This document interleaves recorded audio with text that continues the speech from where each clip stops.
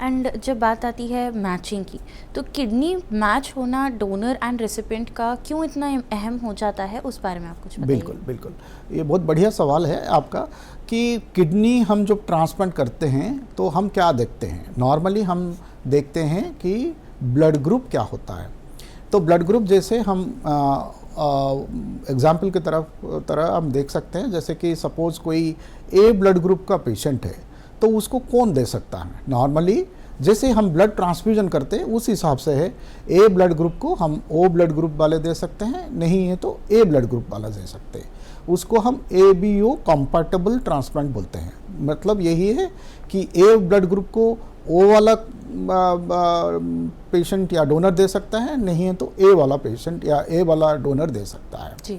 इसको ABO compatible transplant बोलते हैं। लेकिन ये पहले ज़माने में होता था, मतलब अभी भी है, लेकिन अभी इसका थोड़ा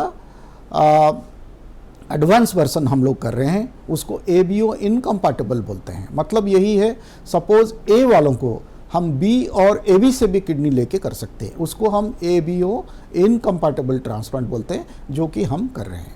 जी।